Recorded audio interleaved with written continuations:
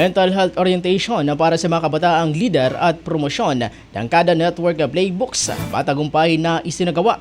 Para sa detalye ng balita, pakinggan po natin. Bicol Network News Report! Matagumpay na isinagawa ang orientation on the peer support groups for the youth na ginanap noong ika-28 ng Agosto taong 2024 sa St. Matthew's Building, Sorsogon City.